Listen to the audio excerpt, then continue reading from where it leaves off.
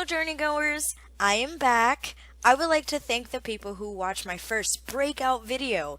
It's not perfect by any means, but no one's perfect, and that is quite alright. I did a lot of thinking, and there is a wide variety of things that I wanted to ramble on about. After much thought, though, I decided that today's topic would be about reading between the lines. I am, and most autistic persons are very literal. Simply put, if you say it one way, then that's how we take it.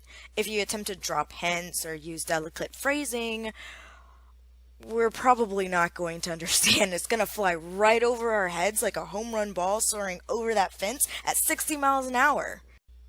Sometimes body language and tone of voice helps me, but only if it is really, really, really, really apparent. If it is subtle, my eyes become blind as a bat in daytime, and my ears become deaf. In short, I miss your point altogether and only take from the conversation the words you actually said.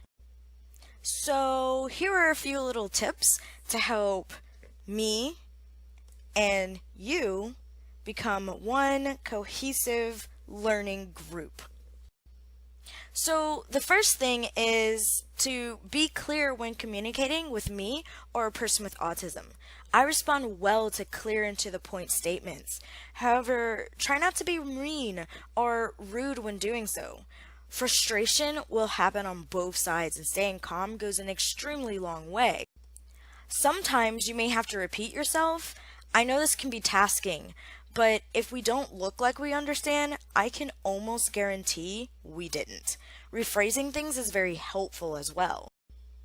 Being understanding, I cannot count the number of times I was told days, weeks, even months later that I had offended somebody, and I had absolutely no clue that I did. And the person was upset or angry with me the whole time. Now, once I've been told, I generally feel very bad, and I start to worry over what else I may have done. Please, if I or an autistic person offends you, let us know. Help us to understand. Because if you brew over it, we don't know. Remember that island I spoke about in my first video? I'm probably there.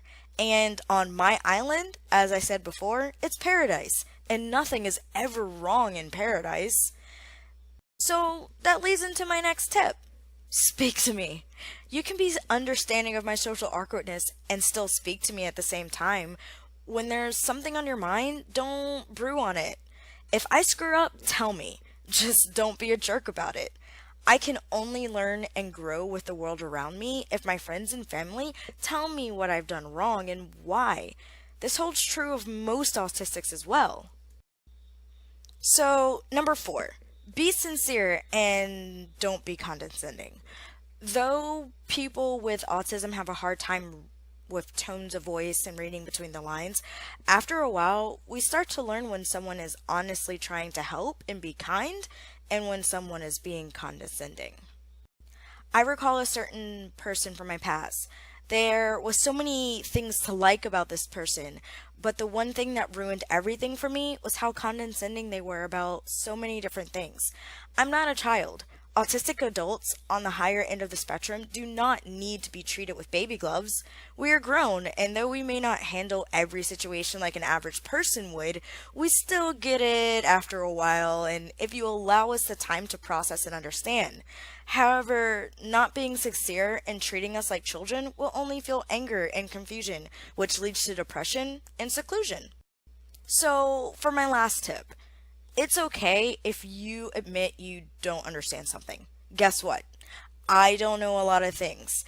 I may have an idea about certain things about how I am and how autism goes, but I don't know exactly how it's affecting my everyday life. In truth, autism has so many unknowns and it manifests in so many ways, it is impossible to be an expert, and that's quite alright on both sides. However, acting like you know why I do something or trying to teach me to do something new to appear more normal to the world is only frustrating and makes me and other autistic people feel more outcast, and thus, once again, seclusion starts. Alright, So, I have rambled on a lot, and that's a lot to think about, but I hope it helps with future interactions with me and other people who are autistic. I am trying, so it helps to know that those close to me are trying as well. So, here's a quick recap. 1. Be clear when communicating. 2. Be understanding. 3. Speak up. Speak to me. 4. Be sincere, not condescending. And 5. Don't be afraid to say, I don't know. Before I sign off tonight, I wanted to share with everyone my new word, uniquisant. Everyone is unique, and everyone is magnificent. So, no matter how hard the times may get, just remember, stay uniquisant. Thanks for watching. Please show your support by giving the video a like and clicking the subscribe button below. Be sure to follow as well to stay up to date with my videos. Leave a comment. I will be reading them and replying in kind.